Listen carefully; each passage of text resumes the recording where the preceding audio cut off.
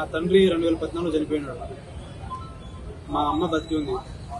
మా అమ్మ సాక్షిగా ప్రమాణం చేసి చెప్తున్నా, నేను ఎలాంటి ప్రలోభాలకు కానీ ఎలాంటి ఆశలకు కానీ నేను బెండ్ కాకుండా ఈ దీక్ష ఎందుకు విరమించిన అంటే, నెక్స్ట్ మినిట్ నుంచి ఇప్పుడు నేను ఉద్యమం బయటకు వచ్చి చేయడానికి,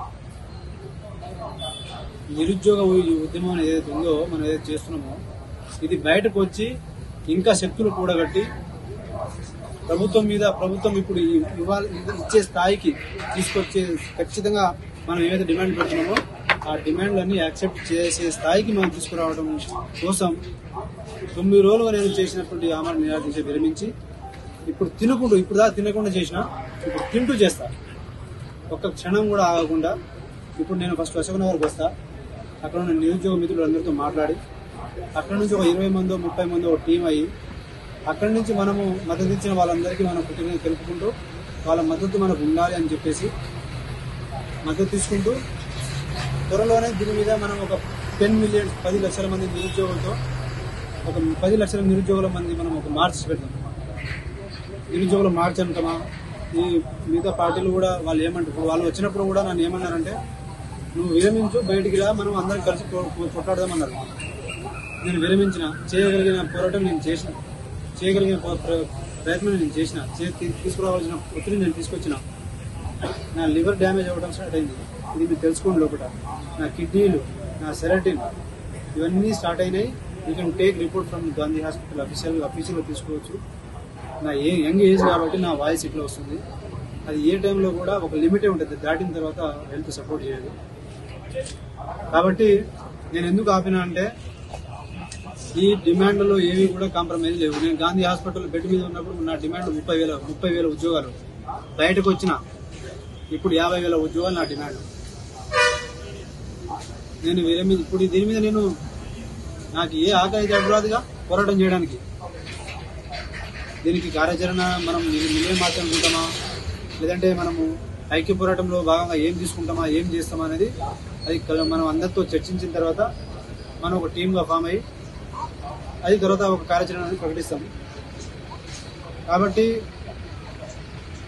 9 రోజులు ఆమరణ నిరాదీక్ష చేస్తున్న నేను కనీసంగా ప్రభుత్వం వచ్చి ఒక 2 ముచ్చట్లు కూడా నాకు సరైనటువంటి మాటలు చెప్పలేదు. పైగా ఇంకో విషయం ఏంటంటే, ఆ పేపర్లలో ఇంకా మీడియాలో బయట ఏమంటున్నారంటే, ₹1 కోటి నాకు ఒక గ్రూప్ వన్ ఉద్యోగం. మరి అవి నిజమే అయితే నా పక్కన ఎవరో మినిస్టరో ఎవరైనా ఉండాలి కదా, వాళ్ళ ప్రతినిధి ఎవరైనా. 6 మంది ఎమ్మెల్యేలు, 6 మంది ప్రతినిధులు నన్ను వచ్చి కలిసినారు. నిన్న అది రాసినారు పేపర్లో. ఏం చేసినంటే V6 పేపర్లో 6 మంది ప్రతినిధులు వచ్చి నన్ను కలిసినారని రాసినారు. గాంధీ హాస్పిటల్లో సీసీ కెమెరాలు ఉన్నాయిగా, తీయండి. బదనాం చేయడానికి 9 రోజులు నరకయాత్ర చూసిన నేను. నా రక్తం ఒక్కొక్క రక్త బొట్టుతో నేను ఒక యుద్ధం చేసిన. నా బాడీలో ఏం జరిగిందో కూడా నాకు తెలియదు. ఎక్కడ పెట్టినా కూడా రక్తం లోపల వెళ్ళట్లేదు, మన గ్లూకోజులు వెళ్ళట్లేదు. ఎన్ని రక్తం అయ్యే, ఇవన్నీ ఉబ్బినాయి ఇక్కడ ఇవన్నీ. ఇదంతా బ్లడ్ క్లాటింగ్ ఇక్కడ. కాబట్టి ఇంత చేసిన తర్వాత వాళ్ళు బల్మూరి వెంకట వచ్చినారు. బల్మూరి వెంకట గారు వస్తే ఆయన వేరే వాళ్ళని కాంప్రమైజ్ చేస్తా, లేదంటే వేరే వాళ్ళని కన్విన్స్ చేసినట్టు ప్రయత్నం చేసినాడు. నేనేమన్నా అంటే ఒకటే చెప్పిన, నువ్వు ఏమైనా మాట్లాడు, but speak with a GO. నేను 10 డిమాండ్ పెట్టినా, నువ్వు ఏం చేయగలుగుతావు అనేది అఫీషియల్గా మాట్లాడు. నువ్వు నా చెవిలో ఊదడానికి, నేను నీ చెవిలో ఊదడానికి ఇదేం బావబామర్దుల సంసారం కాదు. ఇది నిరుద్యోగ సమస్య. అందరు రాజకీయం చేసినారు, దీన్ని రాజకీయం చేయొద్దు అన్న ఉద్దేశంతో నేను మొదలుపెట్టినండి. నేను ఎలాంటి ప్రలోభాలకు, నేను మళ్ళీ చెప్తున్నా, ఇది బెండ్ అయింది కాదు. దీనిని ఉద్యమం తీవ్రతరం చేయడానికి నేను విరమించిన. ఇప్పుడు అశోకనగర్కి వెళ్తా, మాట్లాడతా. అక్కడి నుంచి ఈ రోజే పార్టీ నాయకులను కలిసి ఎంతమందిని కలవగలిగే అవకాశం ఉంటే అంతమందిని కలిసి మద్దతు ఇచ్చినందుకు వాళ్ళకి ధన్యవాదాలు తెలుపుకుంటూ, వాళ్ళ మద్దతు మాకు ఉండాలని చెప్పేసి కూడా వాళ్ళని కోరుకుంటూ, రేపా ఎల్లుండా అనేది విత్ ఇన్ షార్ట్ టైంలో ఒక కార్యాచరణ మా మిత్రులు అందరితో కలిసి ఒక కార్యాచరణ ప్రకటిస్తాం. రైతులతో ఎడ్ల బండి మీద ర్యాలీలు కూడా తీపిస్తాం. దీనిని విడిచిపెట్టేది లేదు. ఇక నేను బయటకు వచ్చి ఉద్యమం నిరుద్యోగులము బయట వచ్చి ఉద్యమం చేస్తే ఎట్లా ఉంటుందో చూపిద్దాం. డెమోక్రటిక్ గా పర్మిషన్ తీసుకొని ఎవరు నష్టపోకుండా మన దమ్మేందో చూపిద్దాం. ఎందుకు విడిచిపెట్టాలమ్మా? 50,000 కోట్లు నువ్వు మూసి మీద పెట్టినప్పుడు ఇదే 50,000 కోట్లు ఉద్యోగాల మీద పెట్టు.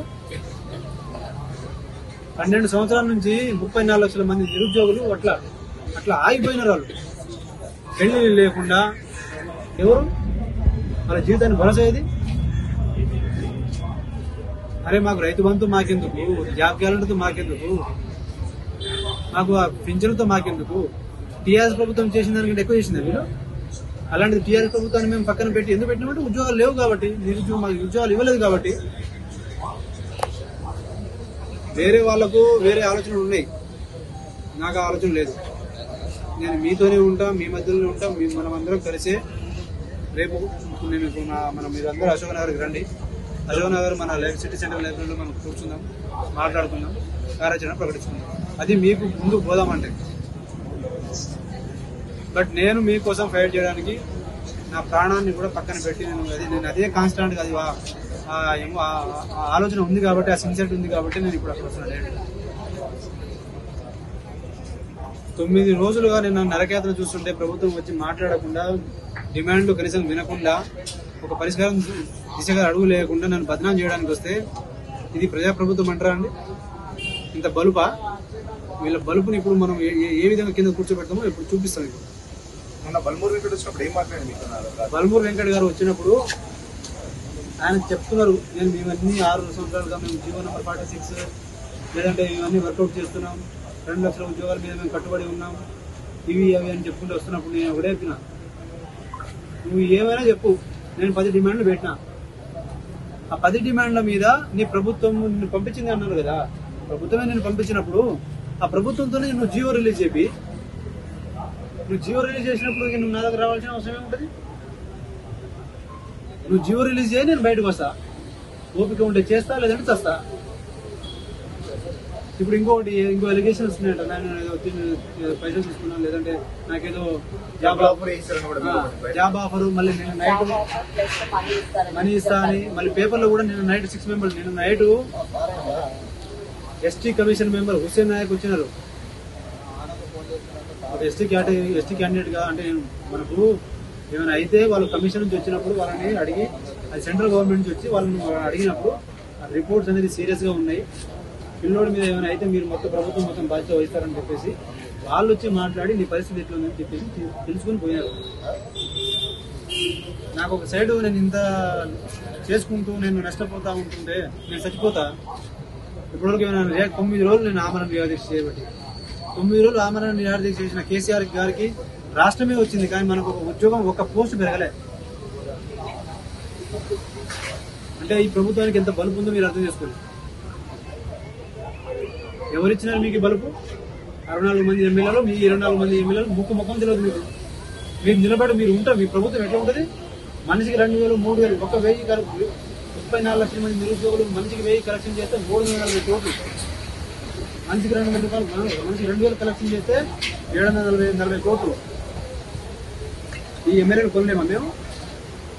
20 మంది ఎమ్మెల్యేలు చాలు మేము కొనడానికి. కొని అట్లా కొంటా అన్న పార్టీకి మేము మద్దతు ఇద్దాం.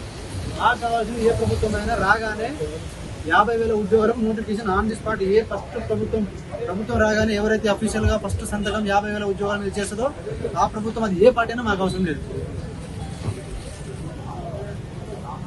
మీరు ఇప్పుడు కొద్ది రోజులు దీక్ష ఇస్తున్నాను, వైపు పట్టించుకోలేదు, దీక్ష విరుంపేసారు, మరి ప్రభుత్వం మీద ఏ రకంగా పోరాడాలి? ఖచ్చితంగా ప్రజాక్షేపం అశోక్ నగర్ యువత వాళ్ళతో మాట్లాడతాం, మాట్లాడితే సెట్ అవుతుంది అని చెప్పేసి నేను కాదు, కానీ అక్కడ పోయి వాళ్ళు నాకు మద్దతు ఇచ్చినప్పుడు అక్కడ పోయిన తర్వాత వాళ్ళతో మాట్లాడతాం. అక్కడ నుంచి ఒక టీం ఫామ్ అవుతాం. ఆ టీంతో ఎవరైతే మద్దతు ఇచ్చినారో వాళ్ళకు ధన్యవాదాలు తెలుస్తూ, వాళ్ళ మద్దతు కోరుతూ ఏం చేద్దాం అనేది ఒక ఆలోచన చేసి, ఆ ఆలోచన మీద నెక్స్ట్ ఒక ప్లాన్ ఆఫ్ యాక్షన్. దీక్ష ఇస్తే పట్టించుకున్న ప్రభుత్వం తర్వాత మీ కార్యాచరణ ఎట్లా పట్టించుకుంటుంది, ఏ రకంగా మీరు నమ్ముతున్నారు అసలు ప్రభుత్వం? రైట్ సార్, 1000 మందితో చేస్తే ఒక ఒత్తిడి, 10 లక్షల మందితో చేస్తే ఒక ఒత్తిడి, 20 లక్షల మంది వర్క్ చేస్తే ఇంకో అవుతుంది.